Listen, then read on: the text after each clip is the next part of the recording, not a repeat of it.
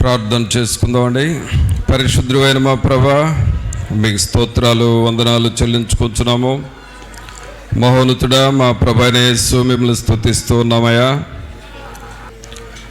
మిమ్మలను స్తుతించుటకును, మిమ్మలను గూర్చి పాడి కీర్తించి ఘనపరచుటకును సహాయము చేయండి. మీ కృపలో మమ్మలను బలపరచమని ప్రార్థన చేస్తూ ఉన్నాము. మీరు మాకు ఇచ్చిన ఈ సమయాన్ని బట్టి మీకే స్తోత్రాలు వందనాలు చెల్లిస్తూ ఉన్నాము. కృపామయుడా, దయా సత్య సంపూర్ణుడా, మీకే స్తోత్రాలు వందనాలు చెల్లిస్తూ ఉన్నాము. మీరు ఈ ఆరాధనకు అధ్యక్షత వహించండి. తండ్రిని ఘనపరచుటకును, రక్షకుడైన యేసుక్రీస్తును మహిమపరచుటకును, మేము నాయన పరిశుద్ధాత్మనితో సహవాసము చేయుటకును కృపను దయచేయండి ప్రభా. మా అంతరంగములను మీరు కనికరించండి, మా అంతరంగములను మీరు బలపరచండి. మీ ఆత్మశక్తిని, ఆత్మ పట్టుదలను మాకు మీరు దయచేయండి. ఆత్మ విషయమై తీవ్రత కలిగి ఉండమని చెప్పినారు, అలాగే దేవుని విషయంలో పట్టుదల కలిగి ఉండమని చెప్పినారు. మీ యొద్ద సహనముతో కనిపెట్టమని మీరు చెబుతున్నారు ప్రభా. అట్టి నాయన స్వభావం మాకు మీరు దయచేయండి. తండ్రి అయిన దేవా, మీ సన్నిధిలోనికి వచ్చి మిమ్మల్ని వేడుకొంచున్నాము. మీరు మాకు అధ్యక్షత వహించండి. ఏ రీతిగా మిమ్మల్ని స్తుతించి ఘనపరచవలనో సమస్త విషయాల్లో మీరే మీ కృపను మాకును మీరు సమృద్ధిగా మీరు దయచేయండి. ఈ ఆవరణమంతా మీ సన్నిధితో నింపండి ప్రభా. పాటలు పాడుచుండగా ఆ పాటల ద్వారా దేవుని యొక్క ఆత్మ మమ్మలను బలపరచునట్లుగాను, మిమ్మలను మహిమపరచువారముగా చేయండి ప్రభా. అలాగే మాలో ఉన్నటువంటి నిర్లక్ష్యము, నిర్లిప్తత సంపూర్ణంగా తొలగిపోనట్లుగా చేయండి. దుష్టుని యొక్క ఆటంకములు మాలో కానీ, ఆవరణంలో కానీ, ఎవరిలో ఎక్కడ ఆటంకములు లేకుండా చేయండి ప్రభా. అడ్డుబండయు అడ్డు గోడలను కూలద్రోయమని ప్రార్థన చేస్తూ ఉన్నాము. మిమ్మలను ఘనపరచుటకు మాలో ఉన్న అభ్యంతరములన్నిటినీ మీరు తొలగించండి. పరిశుద్ధాత్ముడా, మీరు మా మధ్య కదలండి. మీ కొరకు మేము మార్గమును సరళము చేయువారముగా చేయండి నాయన. మీరు మా మధ్య సంచరించున్నట్లుగా మా పరిసరాలను, మమ్ములను పరిశుద్ధపరచమని ప్రార్థన చేస్తూ ఉన్నాం. రాజులైన యాజక సమూహముగా మమ్మల్ని ఇక్కడ చేర్చి మహిమ ఘనత ప్రభావాలు మీరే ఆరోపించుకొనమని నజరేయుడైన యేసు నామమున అడిగి వేడుకొనుచున్నాము తండ్రి, ఆమేన్. పాటలు పాడుకుందామండి. మన ఆరాధన గీతం నుండి 252 పాట పాడుతున్నాం. ఎంత మంచి దేవుడవయ్యా యేసయ్యా అని. ఎంత మంచి దేవుడవయ్యా యేసయ్యా, చింతలన్నీ తీరేనయ్యా నిన్ను చేరినా, నా చింతలన్నీ తీరేనయ్యా నిన్ను చేరినా.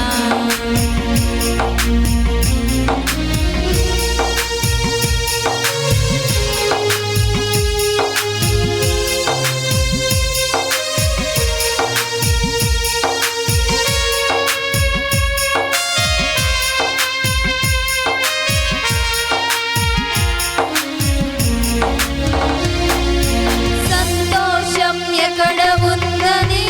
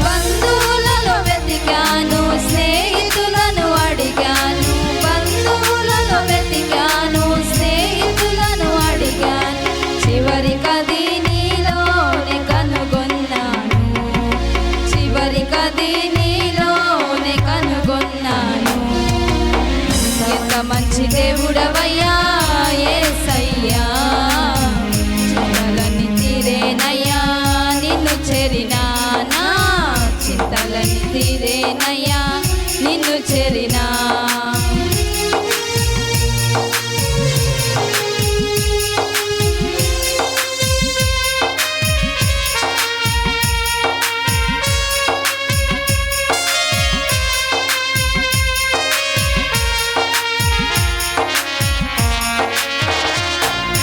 నెమ్మదనేది ఎక్కడ ఉందని శాంతి అనేది ఎక్కడ నాకు దొరికేనని నెమ్మదనేది ఎక్కడ ఉందని శాంతి అనేది ఎక్కడ నాకు దొరికేనని దిశలన్నీ తిరిగాను యాత్రలెన్నో చేశాను దిశలన్నీ తిరిగాను యాత్రలెన్నో చేశాను చివరికది నీలోనే కనుగొన్నాను చివరికది నీలోనే కనుగొన్నాను ఎంత మంచి దేవుడవయ్యా యేసయ్యా చింతలన్నీ తీరేనయ్యా నిన్ను చేరినా నా చింతలన్నీ తీరేనయ్యా నిన్ను చేరినా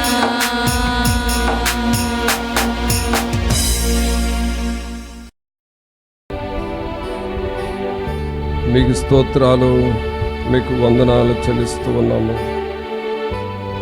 మహోన్నతుడా మా ప్రభు అయిన యేసు మిమ్మల్ని స్తుతిస్తున్నామయ్యా.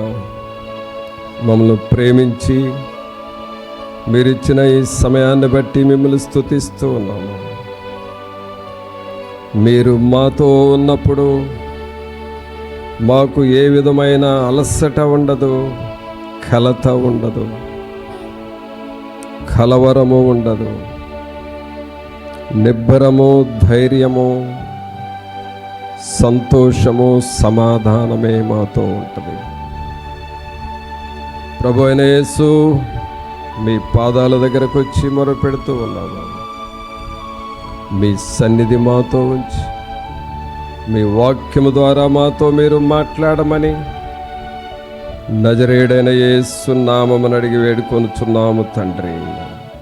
ఆమేన్. ప్రియులారా, దేవుని వాక్యములో నుండి యాకోబు రాసిన పత్రిక చూద్దాం. యాకోబు రాసిన పత్రిక 4వ అధ్యాయము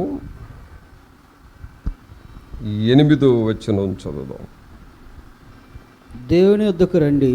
యాకోబు రాసిన పత్రిక 4వ అధ్యాయము 8వ వచనం. దేవుని యొద్దకు రండి, అప్పుడు ఆయన మీ యొద్దకు వచ్చును. అప్పుడు ఆయన మీ యొద్దకు వచ్చును. పాపులారా మీ చేతులను శుభ్రము చేసుకుని మీ చేతులను శుభ్రము చేసుకొనుడి. ద్విమనస్కులారా మీ హృదయములను పరిశుద్ధపరచు మీ హృదయములను పరిశుద్ధపరచుకొనుడి. ప్రభునందు ప్రియులారా, యాకోబు ఆయన రాసిన పత్రిక ఇది ఒకటి 5 అధ్యాయాలు ఉన్న పత్రిక, యాకోబు పత్రిక. అయితే చాలా మంచి విషయాలు రాశాడు. మనం కొంచెం మనస్సు పెట్టి చదివితే యాకోబు పత్రిక చాలా దీవెనకరంగా ఉంటుంది, చాలా ఆశీర్వాదకరంగా ఉంటుంది.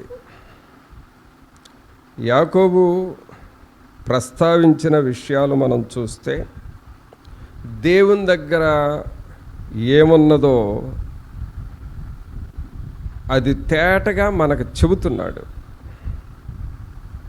దేవుని దగ్గర ఏమున్నదో అది మనకి ఈ పత్రిక ద్వారా తేటగా చెబుతున్నాడు. చెప్పటమే కాకుండా ఆ దేవుని దగ్గర ఉన్నదంతా మీరు అడగండి, మీరు పొందండి అని అంటాడు. ఈ అధ్యాయాలు మనం చూస్తే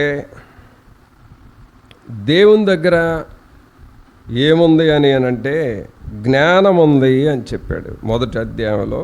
అందుకని మీరు జ్ఞానం కోసం అడగండి అన్నాడు.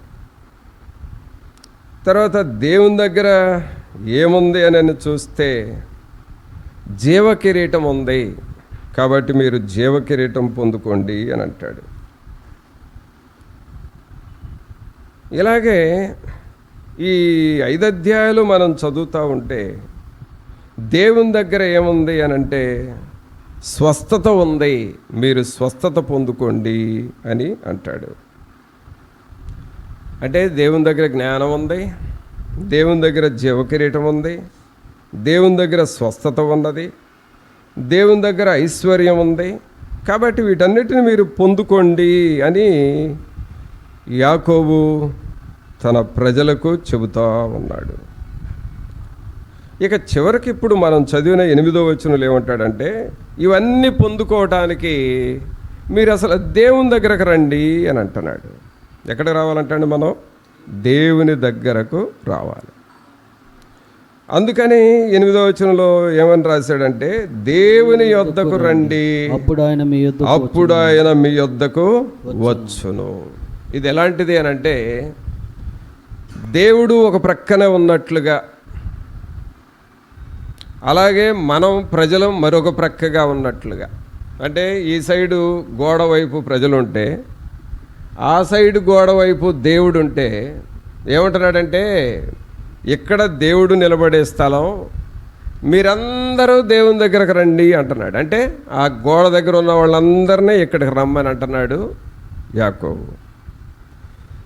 మీరిక్కడ గనక వస్తే అదిగో అక్కడున్న దేవుడు ఇక్కడికి వస్తాడు, ఇప్పుడు మీరిద్దరూ కలుసుకుంటారు అని అంటాడు.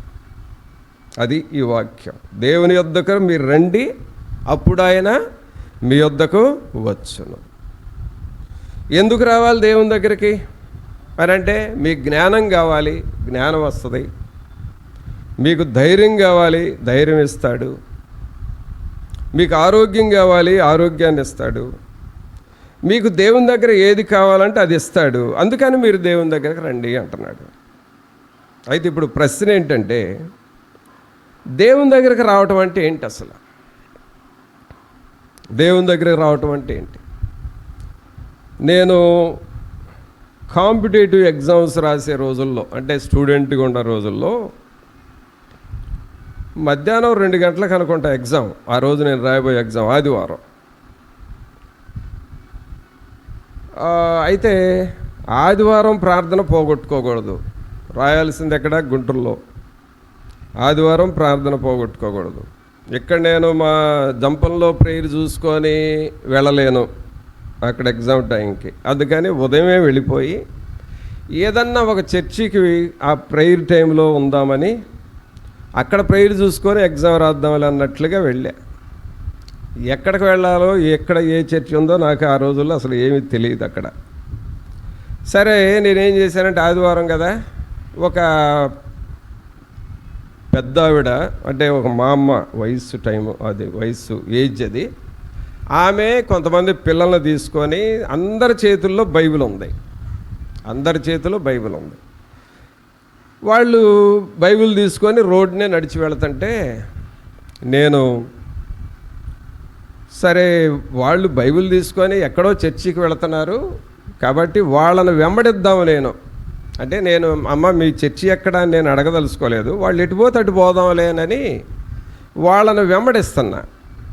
వాళ్ళు ముందు నడుస్తున్నారు, నేను వెనక నడుస్తున్నా. నా గోల్ ఏంటంటే, వాళ్ళు ఏ చర్చిలోకి వెళితే నేను కూడా ఆ చర్చిలోకి వెళ్ళి కూర్చొని వాక్యం విని తర్వాత ఎగ్జామ్ రాయడానికి వెళ్ళాలని.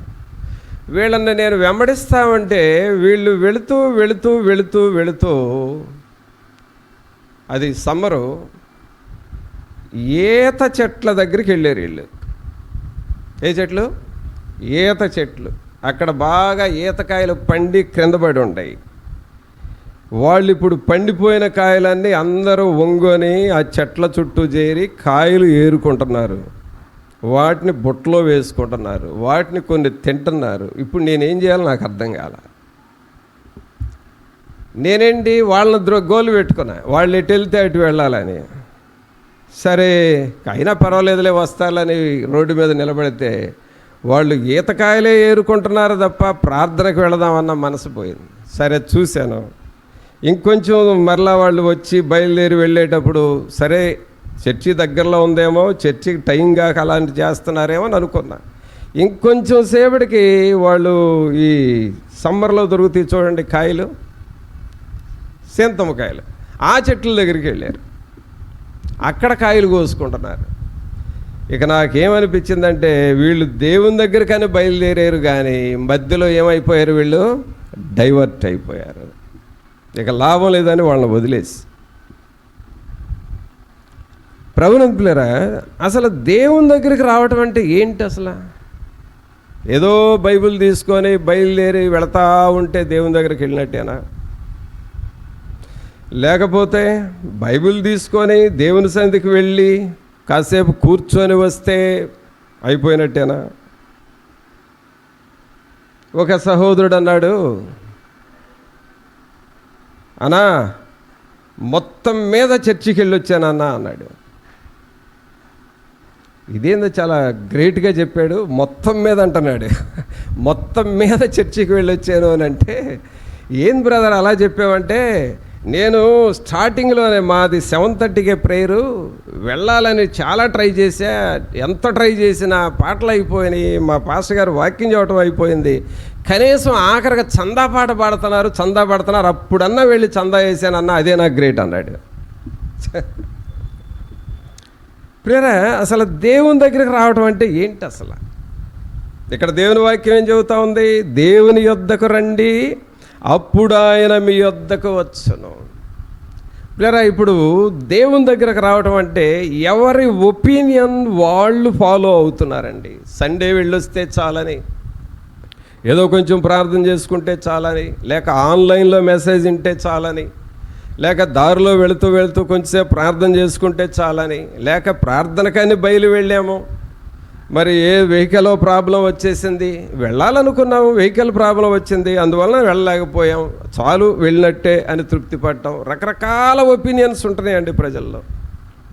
కానీ దేవుని వాక్యం ఏం చెబుతుంది? అసలు దేవుడు మన దగ్గరకు రావాలి అనంటే మనమేమి చెయ్యాలి? ఇక్కడ దేవుని వాక్యంలో చూద్దాము. యాకోబు రాసిన పత్రిక 4వ అధ్యాయం 8వ వచనంలో, దేవుని యొద్దకు రండి, అప్పుడు ఆయన మీ యొద్దకు వచ్చును. ప్రియులారా, దేవుని దగ్గరకు రావటం అంటే ఏంటి? అసలు మనం ఎలాగూ వెళ్ళాలి అనంటే దేవుని వాక్యంలో చూడండి, 2వ సమూయేలు గ్రంథము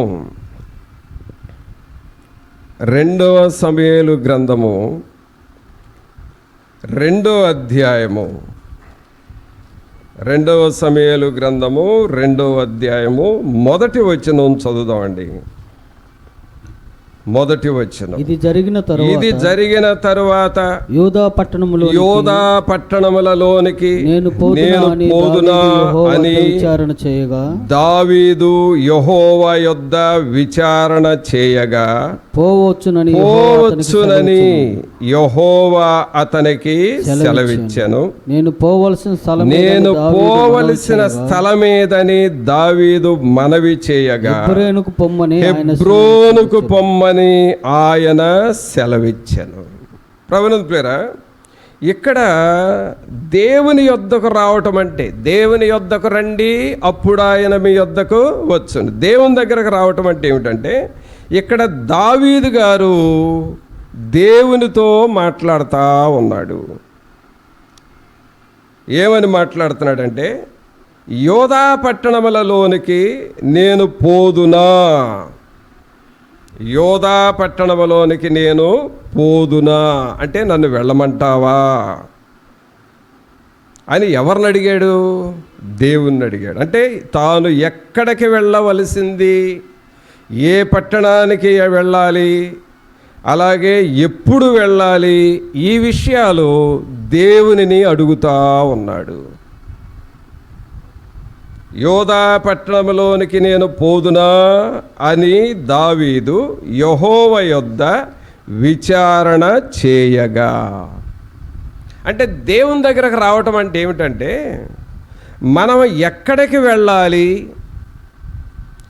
ఏమి చెయ్యాలి, ఎప్పుడు వెళ్ళాలి, ఎలా స్పందించాలి, మన యాక్టివిటీస్, మన లైఫ్ యాక్టివిటీస్, వీటన్నిటినీ దేవుని దగ్గర ఎంక్వైరీ పెట్టి, విచారణ పెట్టి, నేను వెళ్ళేదా వద్దా, ఇది చేసేదా చేయొద్దా, ఇది నేను ఫాలో అవ్వమంటారా అవ్వొద్దంటారా అని దేవునిని విచారణ చేశాడు దావీదు గారు.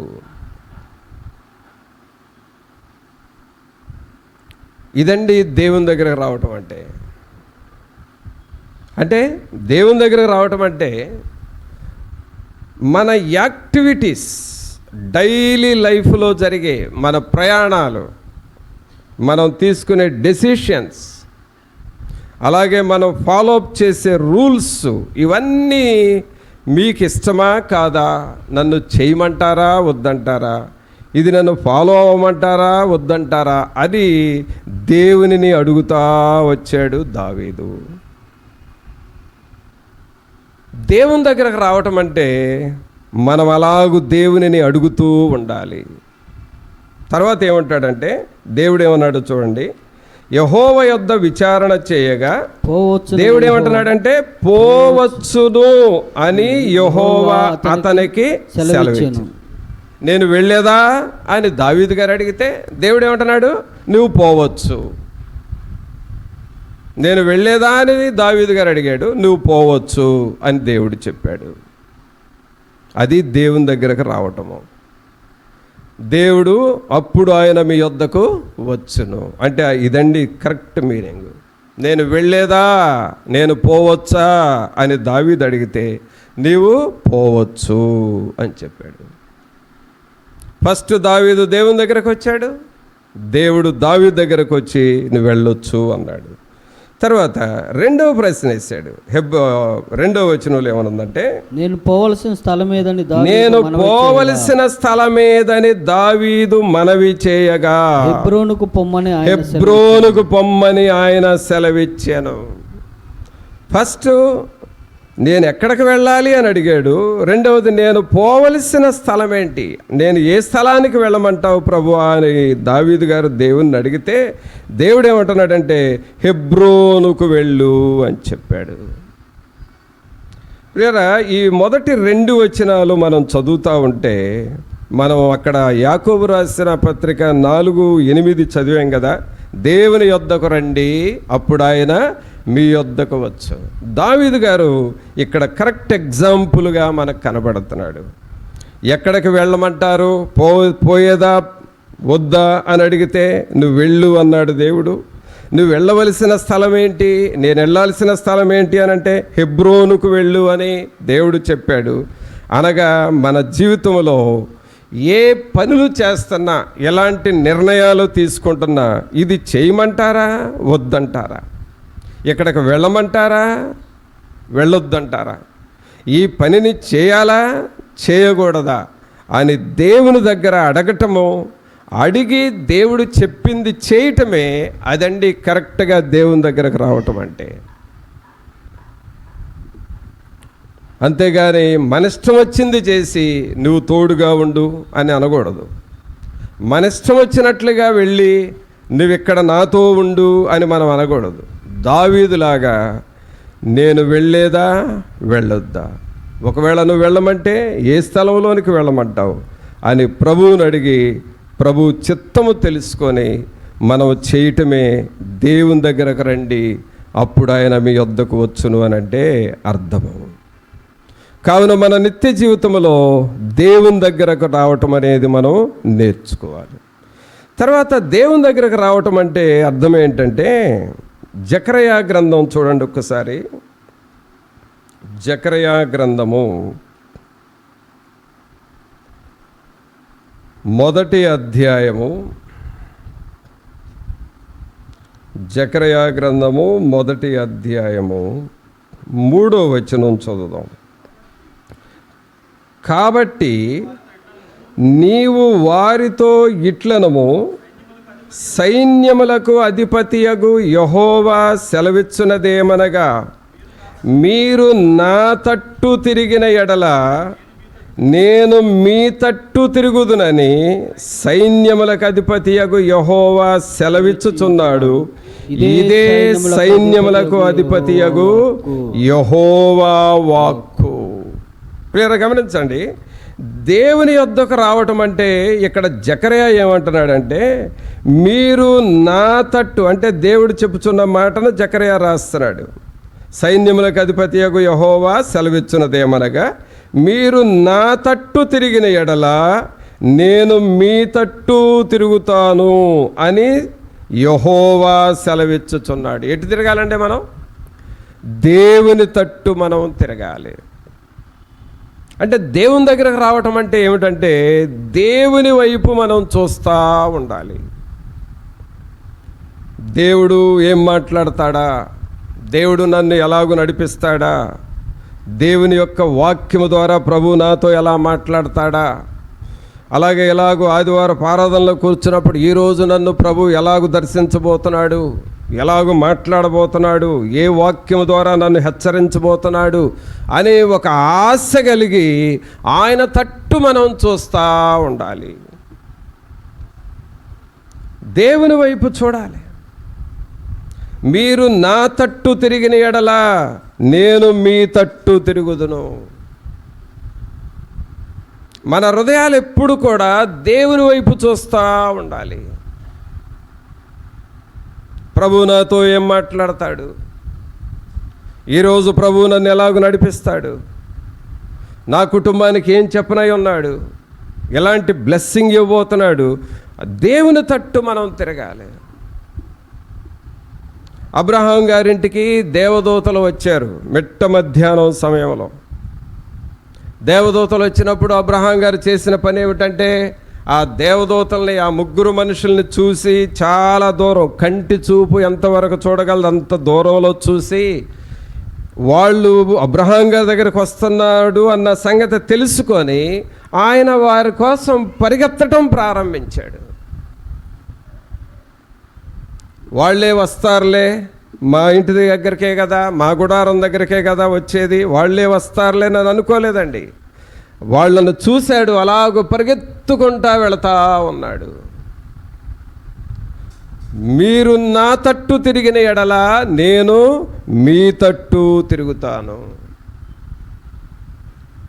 అనగా దేవుని దగ్గరకు రావటం అంటే దేవుని బిడ్డల దగ్గరకు మనం పరిగెత్తుకుంటా వెళ్ళాలి. ఈ అబ్రహాం గారు ఆ దూతల దగ్గరకు వెళ్ళాడు. వెళ్ళిన తర్వాత ఆయన చేసిన పని ఏంటంటే వారికి సాష్టాంగ నమస్కారం చేశాడు. అబ్రహాం గారు సామాన్యుడు కాదండి, మంచి ధనవంతుడు, ఆ దేశంలోనే గొప్ప ఐశ్వర్యవంతుడు, ధనమున్న వ్యక్తి, పేరున్న వ్యక్తి, వాటితో పాటు వయసున్న వ్యక్తి. అయినా కూడా ఆయన రిచ్నెస్ని మర్చిపోయాడు, ఆయన వయస్సును మర్చిపోయాడు. దేవదూతల దగ్గర పాదాల మీద పడి సాష్టాంగ నమస్కారం చేశాడు. అనగా అబ్రహాము హృదయము దేవుని తట్టు త్రిప్పాడు.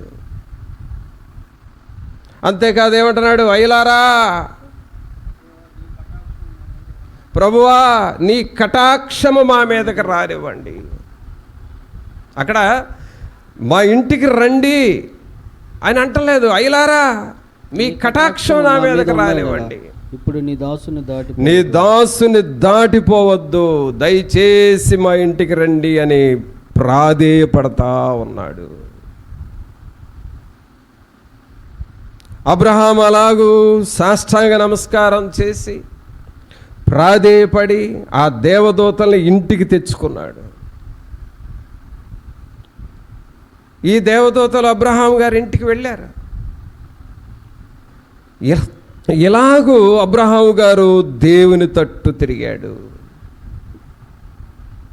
ప్రియులారా, మనం చదువుతున్నాం, దేవుని యొద్దకు రండి.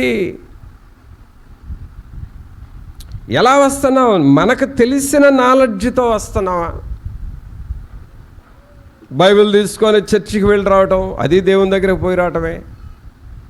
ఇందాక నేను చెప్పాను, ప్రార్థనకని బయలుదేరి మధ్యలో ఏదో ఈతకాయలు వేరుకోవడానికి వెళ్ళారు, అది బయలుదేరటమే దేవుని దగ్గరకని. కొన్నిసార్లు బయలుదేరి చుట్టాలు వచ్చారని చెప్పి సడన్గా ఆగిపోతారు. బయలుదేరేమో చుట్టాలు వచ్చారు ఏం చేద్దాం అని ఆగిపోతారు, అది దేవుని దగ్గరికి రావటమేననుకుంటారు.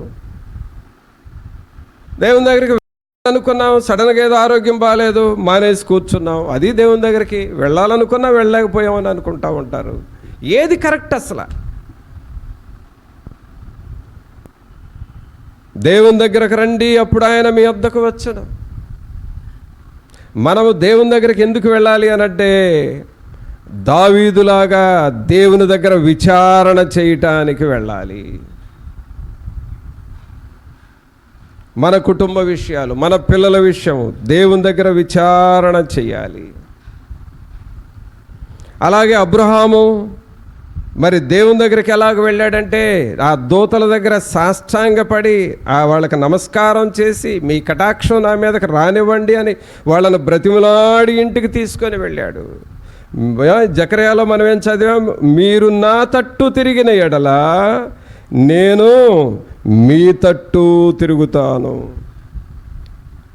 మనం దేవుని తట్టు తిరిగితే దేవుడు మన తట్టు తిరుగుతూ ఉంటాడు.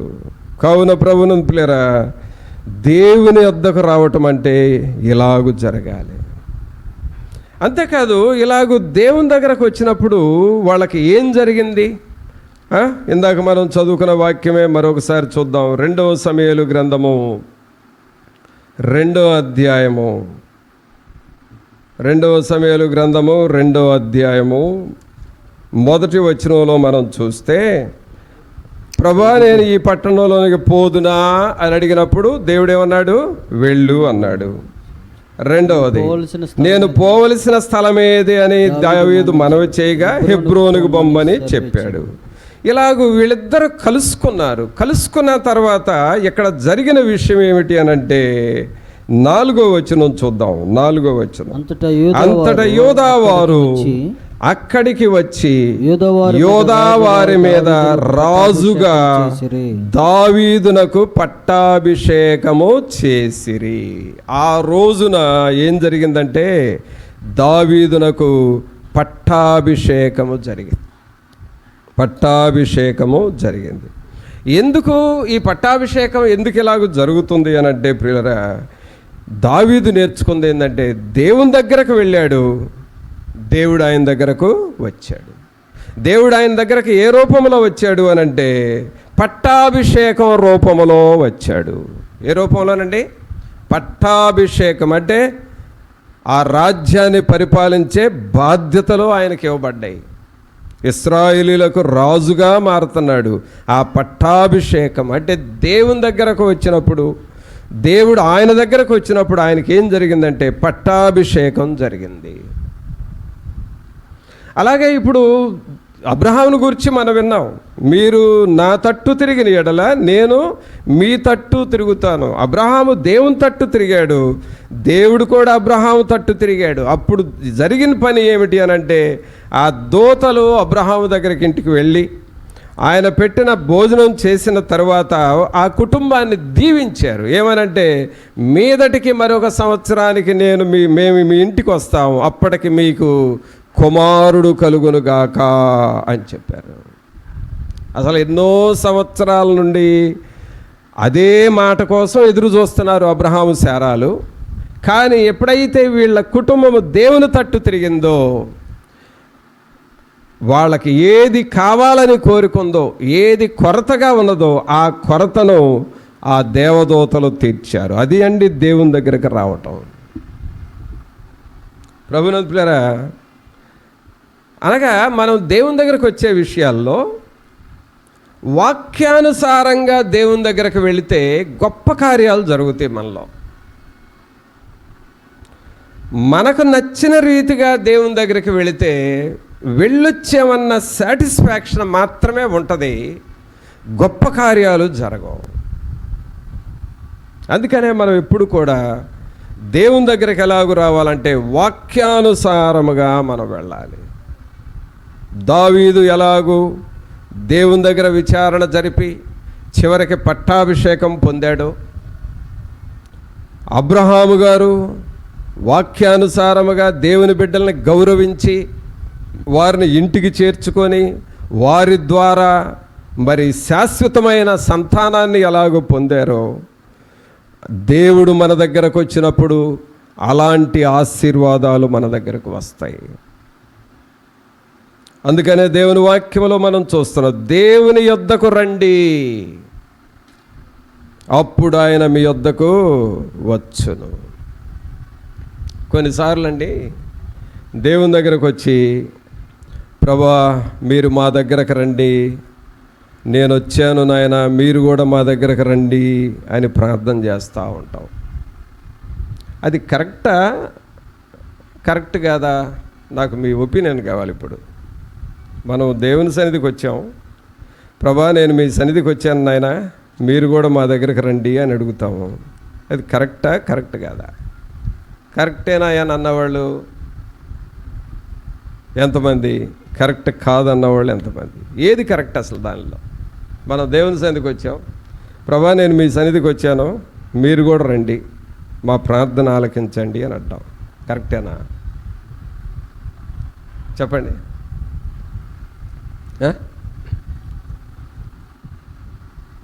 కొంతమంది ఒపీనియన్ కరెక్టే అంటాం, కొంతమంది ఒపీనియన్ కరెక్ట్ కాదు అని అంటాం. అయితే మనం క్రొత్త నిబంధనలో ఉన్నాం కాబట్టి ఏది కరెక్ట్ అంటే, ఆల్రెడీ తన పరిశుద్ధాలయంలో దేవుడు ఉన్నాడు.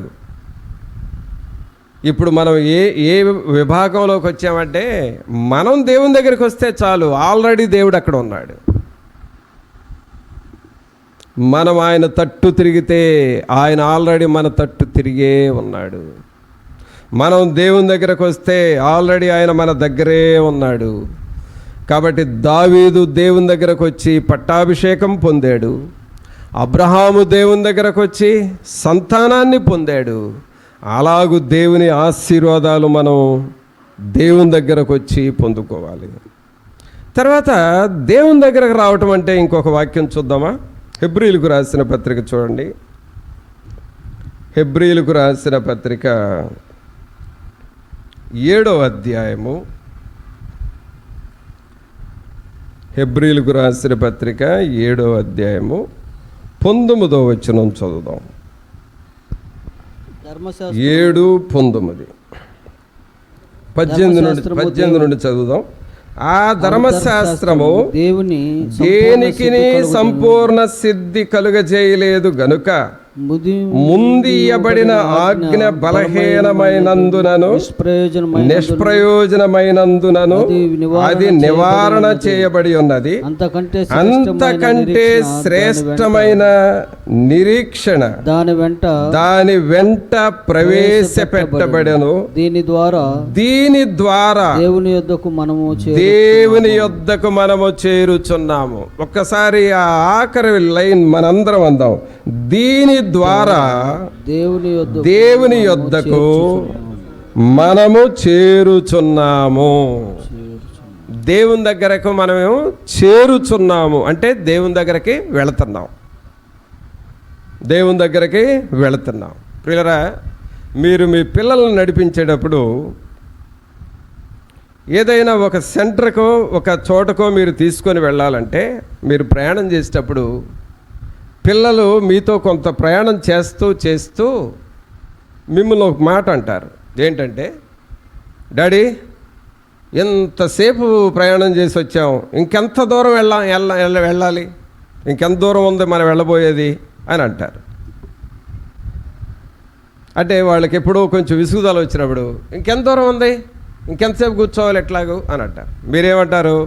దగ్గరకు వచ్చామయ్యా, దగ్గరకు వచ్చేసాం, ఇంకా కొంచెం అదిగదిగో కనపడుతుంది, అక్కడికి వెళ్ళగానే మనం దిగేస్తాం అని ఇలాగూ మనం చెబుతాం. అంటే ఎంత దూరం మనం వెళ్ళబోయేది దగ్గరకు రావటానికి, చేరటానికి ఎంత దూరాన ఉండాం. ఇప్పుడు అలాగే మనం కూడా దేవుని దగ్గరగా వెళ్ళాలి. ఎంత దూరాన ఉన్నాం అసలు? మనం దేవునికి దగ్గరలో ఉన్నామా, మధ్యలో ఉన్నామా, చాలా దూరంగా ఉన్నామా అని అంటే, ఇక్కడ పౌలు గారు ఏమని రాస్తున్నాడంటే, శ్రేష్టమైన నిరీక్షణ దాని వెంట ప్రవేశపెట్టబడెను. దీని ద్వారా దేవుని యొద్దకు మనము చేరుచున్నాం. అంటే దేవుని దగ్గరకు మనం చేరాలి అని అంటే మనకు కావలసింది ఏమిటంటే శ్రేష్టమైన నిరీక్షణ. అందరూ అనండి ఆ మాట, శ్రేష్టమైన నిరీక్షణ. శ్రేష్టమైన నిరీక్షణ. అంటే మనం దేవుని దగ్గరకు చేరాలంటే నిరీక్షణతో మనం ముందుకు పోతా ఉండాలి. నా ప్రభు నాతో ఉన్నాడు, నా పరిశుద్ధాత్ముడు నాలో ఉన్నాడు, ఆయన నన్ను వదిలిపెట్టడు, ఆయన నన్ను విడువడు, నేను అడిగిన దానికంటే గొప్ప వాటిని ఆయన చేస్తాడు, నేను ఒక దినాన పరలోకములో నా ప్రభువుతో ఉంటాను, ఆయన నన్ను అలాగూ తయారు చేస్తున్నాడు, అలాగూ సిద్ధం చేస్తున్నాడు, అలాగూ నన్ను నడిపిస్తున్నాడు అని ఆ నిరీక్షణతో మనం ముందుకు సాగాలి. దేవుని యందు నిరీక్షణ నుంచి ఆయనను స్తుతించు నా ప్రాణమా, దేవుని యందు నిరీక్షణ నుంచి ఆయనను స్తుతించు నా ప్రాణమా, ఏ అపాయము రాకుండా నిన్ను దివారాత్రులు కాపాడువాడు, ఏ అపాయము రాకుండా నిన్ను దివారాత్రులు కాపాడువాడు, ప్రతిక్షణం నీ పక్షముండు, ప్రతిక్షణం నీ పక్షముండు, రక్షకుడు దేవుని యందు నిరీక్షణ నుంచి ఆయనను స్తుతించు నా ప్రాణమా, దేవుని యందు నిరీక్షణ నుంచి ఆయనను స్తుతించు నా ప్రాణమా. ప్రభువునందు పిల్లరా, ప్రతి క్షణము ఆయన నాకు తోడుగా ఉంటాడు, ప్రతి క్షణము ఆయన నన్ను కాపాడుతాడు అనే నిరీక్షణతో ఉండటమే దేవుని దగ్గరకు మనం వెళ్ళటం.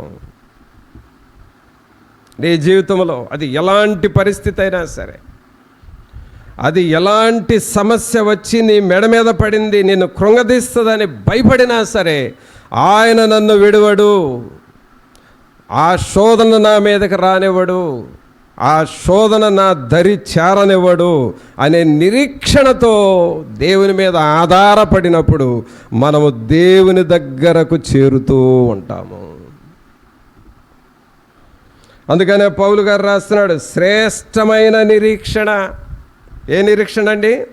శ్రేష్టమైన నిరీక్షణ అనగా నా ప్రభు నాతో ఉన్నాడు, ఆయన నన్ను విడువడు, ఎలాంటి అపాయములో ఉన్నా నాకు ఉపాయాన్నిచ్చి నన్ను తప్పిస్తాడు అనే శ్రేష్టమైన నిరీక్షణ.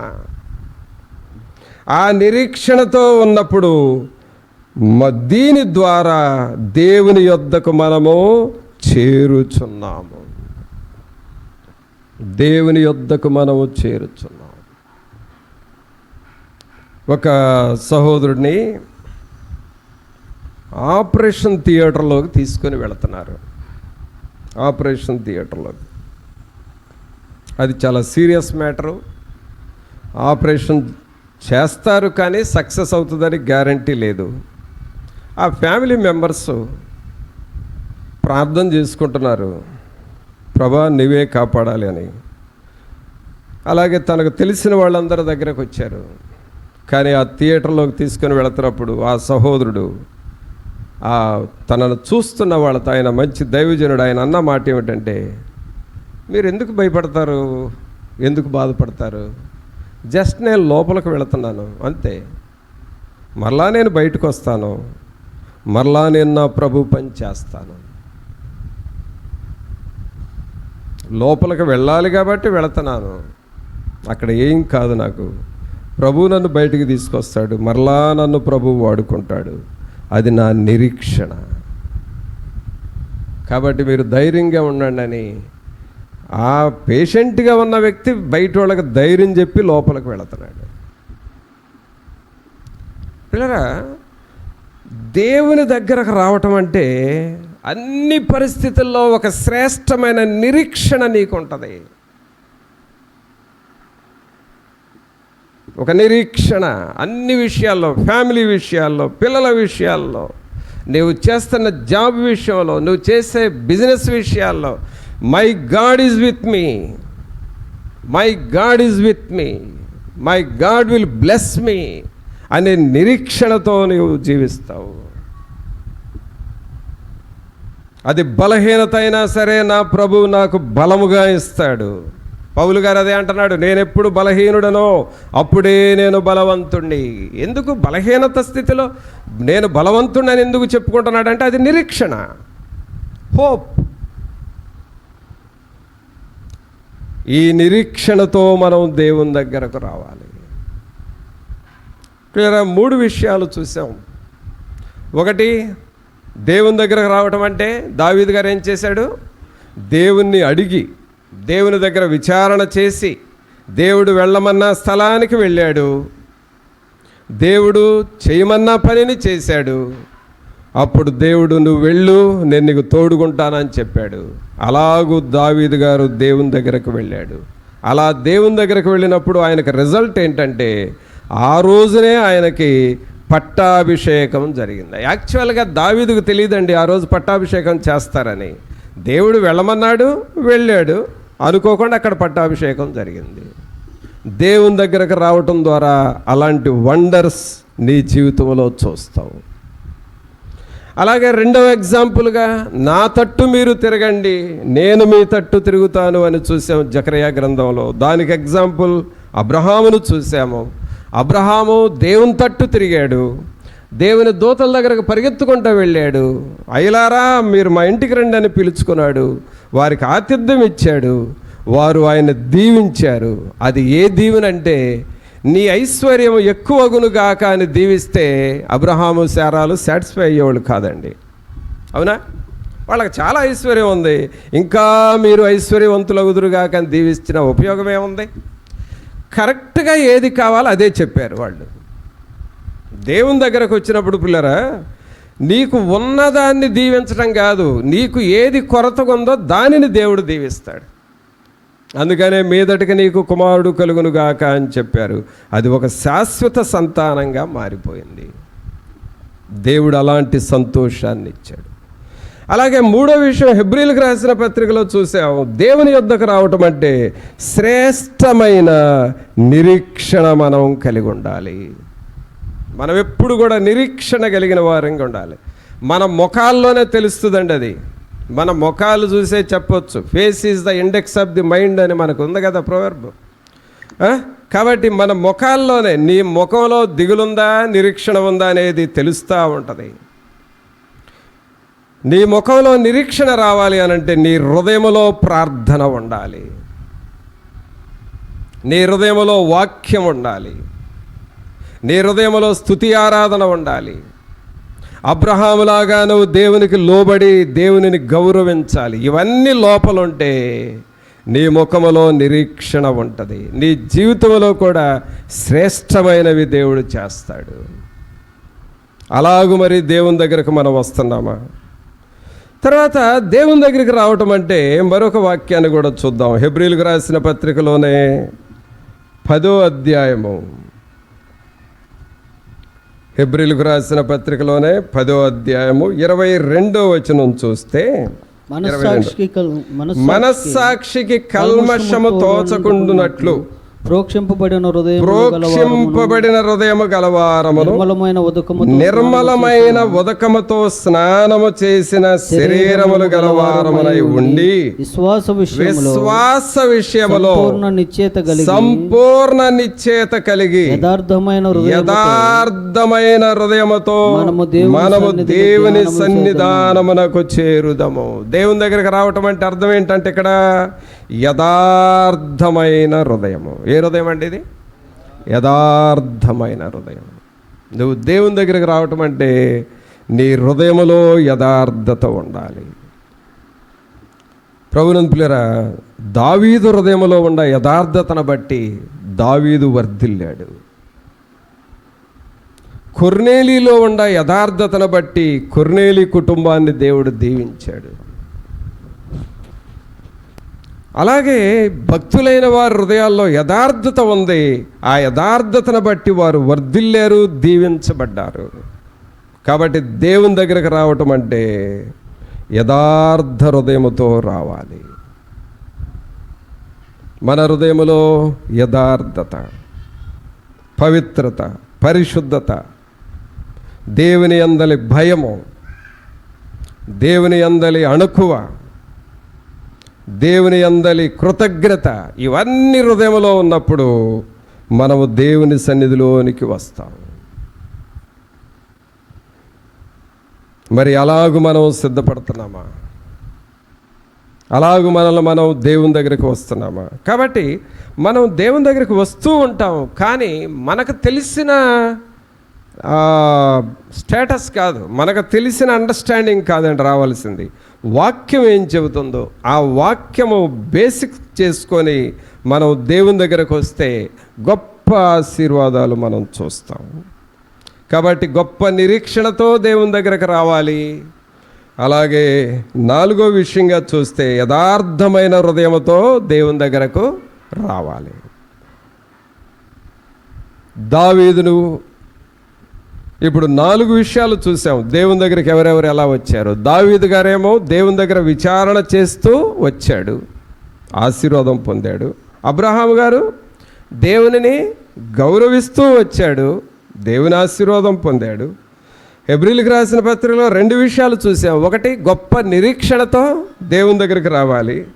అలాగే 2వ విషయంలో 4వ విషయంలో చూస్తే యథార్థమైన హృదయంతో దేవుని దగ్గరకు రావాలి. వాక్యంలో ఏం చూసాం? దేవుని యొద్దకు రండి, అప్పుడు ఆయన మీ యొద్దకు వచ్చు. మరి ఇలాంటి మనసుతో వస్తే ఆయన మనతో ఉంటాడా? ఉండడా? ఆయన ఖచ్చితంగా మనతో ఉంటాడు. చివరిగా ఇంకొక విషయం చూసి ముగించుకుందాం. దేవుని దగ్గరకు రావటం అంటే ఎలా రావాలంటే యెషయా గ్రంథం చూడండి. యెషయా గ్రంథము 58వ అధ్యాయము. ఇక్కడ దేవుని దగ్గరికి ఎలా రావాలో దేవుని వాక్యం మనకు చెబుతుంది. యెషయా గ్రంథము 58వ అధ్యాయము 8వ వచనం చదువుదామా? లేక 7, 8 కలిసి ఉన్నాయి. 7 నుండి చదువుదాం. ఇక్కడ చూడండి పిల్లరా, ఈ మాటలు జాగ్రత్తగా కొంచెం అర్థం చేసుకుంటూ విందాం. ఎందుకంటే దేవుని దగ్గరికి వెళ్ళటం అంటే ఏం చేయాలో ఇక్కడ రాయబడి ఉంది. 7వ వచనం నుండి, నీ ఆహారము ఆకలి కొనిన వారికి పెట్టుట. అది దేవుని దగ్గర రావడం అంటే నీ ఆహారాన్ని ఆకలి కొన్న వాళ్ళకి పెట్టాలి. నీ రక్త సంబంధికి ముఖము తప్పింపకుండా ఉండాలి. అసలు ముఖాలు తప్పించడం అనేది ఎక్కువైపోయింది ఇప్పుడు. ముఖాన్ని తప్పియటం. ఈ యాకోబు నాకు గిట్టలేదంటే ముందు ఆయన ఎదురొస్తుంటే నేనేం చేస్తాను, నా ముఖాన్ని టక్కని తిప్పేస్తా. ముఖాలు తిప్పుకోవడం ఎక్కువైపోయింది. ఇదొక భక్తిహీనత, ఇదొక సైతాను పని ఎక్కువైపోతుంది పిల్లరా. అసలు దేవుని దగ్గరికి రావటం అంటే అర్థం ఏంటి? అక్కడ ఏమని చదివాం? నీ ఆహారము ఆకలికి కొనిన వారికి పెట్టుటయు, నీ రక్త సంబంధికి ముఖము తప్పింపకుండుటయు, దిక్కుమాలిన బేదలను నీ ఇంట చేర్చుకొనుటయు, వస్త్రహీనుడు నీకు కనప్పుడు వానికి వస్త్రములిచ్చుటయు, ఇదే గదా నాకు ఇష్టమైన ఉపవాసము. అలా చేస్తే ఏమవుతుందంట? నీ వెలుగు వేకువ చుక్క వలె ఉదయించును, స్వస్థత నీకు శీఘ్రముగా లభించును, నీ నీతి నీ ముందర నడుచును, యెహోవా మహిమ నీ సైన్యపు వెనుకటి భాగమును కావలి కాయను. ఇవండి 7, 8 వచనాలు మనం చేయాల్సిన పనులు. ఇలా చేస్తే అప్పుడేమవుతుందంటే 9వ వచనంలో, అప్పుడు నీవు పిలువగా యెహోవా ఉత్తరమిచ్చును, నీవు మొరపెట్టగా ఆయన నేనున్నానను. నువ్వు పిలువు, నేను నీ దగ్గరకు వస్తా. నువ్వు మొరపెట్టు, నేను దీనికి ఉత్తరం ఇస్తా. దేవుని దగ్గరకు రండి, అప్పుడు ఆయన మీ వద్దకు వచ్చాను. దేవుని దగ్గరికి ఎలా రావాలి? ఆకలి ఉన్న వాళ్ళకి భోజనం పెట్టాలి, రక్త సంబంధికులకి ముఖం తప్పించకూడదు, దిక్కుమాలిన పేదలను చేర్చుకోవాలి, వస్త్రహీనులు కనబడితే వాళ్ళకు వస్త్రాలు ఇవ్వాలి. ఇలా నువ్వు చేస్తే నీకు స్వస్థత వస్తుంది, నీ నీతి నీ ముందు నడుస్తుంది. నీవు పిలువగా యెహోవా నీ దగ్గరకు వచ్చి ఉత్తరం ఇస్తాడు, నీవు మొరపెట్టగా ఆయన నేను ఉన్నాను అని చెబుతాడు. ఇది ప్రియులరా దేవుని దగ్గరికి రావటం. మరి అలాగూ మనం సిద్ధపడదామా? మొదటి వాక్యాన్ని చూద్దాం. యాకోబు రాసిన పత్రిక ముగింపులో మొదటి వాక్యం చూద్దాం. యాకోబు రాసిన పత్రిక 4వ అధ్యాయము 8వ వచనం. దేవుని యొద్దకు రండి, అప్పుడు ఆయన మీ యొద్దకు వచ్చును. దేవుని దగ్గరికి మరి వాక్యానుసారంగా వస్తున్నామా? మనం వచ్చే విధానం ఎలా ఉంది? వాక్యానుసారముగా దావీదులాగా దేవుని విచారణ చేస్తున్నావా? అబ్రహాములాగా దేవుని వైపు నువ్వు తిరుగుతున్నావా? అలాగే హెబ్రీలకు రాసిన పత్రికలో లాగా శ్రేష్టమైన నిరీక్షణతోనూ యథార్థమైన హృదయంతో మనం దేవుని దగ్గరికి వస్తున్నామా? అలాగే యెషయా గ్రంథంలో మనం చూసినట్లుగా మరి దేవునికి ఇష్టమైన కార్యాలు చేసి దేవుని దగ్గరకు మనం వస్తున్నామా? అందుకనే వాక్యం మాట్లాడుతూ ఉంది, ఇలాగూ చేస్తూ మీరు దేవుని దగ్గరికి రండి. ఇప్పుడు నేనేమేమైతే మీకు బోధించానో అవన్నీ చేస్తూ నా దగ్గరకు రండి అని ప్రభు అంటున్నాడు. అలా రండి, మీరు పిలువగా నేను మీకు ఉత్తరం ఇస్తాను, మీరు మొరపెట్టగా నేను మీకు జవాబిస్తాను. మరి అలాగూ మీరు వస్తారా? పరిశుద్ధాత్మ దేవుడు అంటున్నాడు, మీరు నా దగ్గరకు అలాగూ రండి, నేను మీ దగ్గరకు వస్తా, మీతో కలిసి ఉంటాను. పరిశుద్ధాత్ముడు అలాగూ మనతో ఉండి మనల్ని బలపరచాలని, మరి దేవుడు మనల్ని వాక్యానుసారంగా ఎలాగూ రమ్మని పిలుస్తున్నాడో అలాగూ ప్రభువుకు మనం సమీపముగా ఉండాలని ప్రభువుని అడుగుదాం. ప్రార్థన చేసుకుందాం ప్రియులరా. 2-3 నిమిషాలు అందరము మోకరించి, పరిశుద్ధాత్మ దేవుడు మనతో ఉండి మనల్ని బలపరిచి, ప్రభా మేము మీ దగ్గరకు రాదగిన విధముగా మేము రావాలి ప్రభా. నాయన దావీదు వలె మీ యొద్ద మేము విచారణ చేయాలి. మీరు నడిపించినట్లుగా దావీదు నడిచినందువలన ఆయనకు ఆ దినాన పట్టాభిషేకము జరిగినది కదా ప్రభా. అట్టివారిగా మేము జీవించాలి, అట్టి కృపను మాకు దయచేయండి అని నువ్వు ప్రభువుని అడుగుతావా? వారు నా తట్టు తిరగగా నేను వారి తట్టు తిరగదును అంటున్నాడు. అబ్రహాములాగా నీవు నేను దేవుని వైపు తిరుగుదామా? దావీదు వలె దేవుని యొద్ద విచారణ జరుపుదామా? శ్రేష్టమైన నిరీక్షణతో, నా ప్రభు నాతో ఉన్నాడు అనే ఒక నిరీక్షణతో దేవుని సన్నిధిలో మనం ముందుకు సాగుదామా? ఒక్క నిమిషం ఆలోచన చేసుకుందాం. ఒక్క నిమిషం మనల్ని మనం పరీక్ష చేసుకుందాం. ప్రభా, మీ దగ్గరకు నేను వాక్యానుసారముగా రాదగిన రీతిగా నేను రావాలి ప్రభా. యథార్థమైన హృదయముతో మీ దగ్గరకు రావాలి. దిక్కుమాలిన బిడ్డలను ఆదరించే స్థితిలో నేను రావాలయ్యా. అలాగూ మేము మీ వద్దకు వచ్చినప్పుడు మీరు మా దగ్గరకు వస్తారు. మేము పిలిచినప్పుడు మీరు మేము మొరపెట్టినప్పుడు మీరు జవాబిస్తారు. అలాగూ మీకు సమీపముగా వస్తూ ఉన్నాము అని మనం ప్రభువును వేడుకుందాము. పరిశుద్ధుడైన మా ప్రభువా, మీకు స్తోత్రాలు వందనాలు చెల్లిస్తూ ఉన్నాము నాయన. దేవా, మీ వద్దకు మేము వస్తూ ఉన్నాము. మీరు మాకు సమీపముగా వచ్చే దేవుడవు, అందుకు మిమ్మల్ని స్తుతిస్తూ ఉన్నాము. పరిశుద్ధాత్ముడా, ఈ ప్రియులను వీరి కుటుంబాలను మీరు దర్శించండి.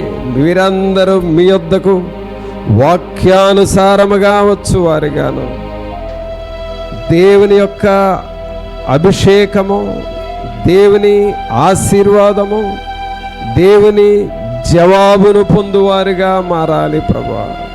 సహాయం చేయండి తండ్రి. మీకు స్తోత్రాలు, మీకు వందనాలు. మీ వద్దకు మేము వస్తూ ఉన్నాము ప్రభువా. యాకోబు మీ వద్దకే రీతిగా వచ్చినాడు, దావీదు మీ వద్దకే రీతిగా వచ్చినాడు, పౌలు గారు మీ దగ్గరకు ఏ రీతిగా వచ్చినాడు, స్టెఫను మీ వద్దకు ఏ రీతిగా వచ్చినాడు, మేమును అలాగూ మీ వద్దకు వచ్చి మిమ్మలను స్తుతించి గణపరచుటకు సహాయం వచ్చింది. మేము మీ వద్దకు వచ్చినప్పుడు మీరు మా వద్దకు వస్తున్నారు, మమ్ములను దర్శిస్తున్నారు ప్రభువా. మీరు మేము కలుసుకునే ఒక జంక్షన్, ఈ ఆరాధన స్థలము ఒక జంక్షన్ స్థలముగా మారాలి ప్రభువా. అట్టి కృపను ఈ బిడ్డలందరికీ దయచేయండి. వీరిని వీరి కుటుంబాలను మీరు దర్శించండి. మీ సన్నిధి మాతో ఉంచి వాక్యం మా హృదయములో నిలిచి ఫలించి మేము వాక్యాన్ని అనుసరిస్తూ మీకు సమీపస్థులమగుటకు సహాయము చేయమని నజరేయుడైన యేసు నామమున అడిగి వేడుకొనుచున్నాము తండ్రి, ఆమేన్. మన తండ్రి అయిన దేవుని ప్రేమ, కుమారుని కృప, పరిశుద్ధాత్ముని యొక్క సన్నిధి, ఆయన సహవాసం ఇప్పుడు నెల్లప్పుడు మనందరికీ తోడుగా ఉండి సహాయము చేయను గాక. ఆమేన్.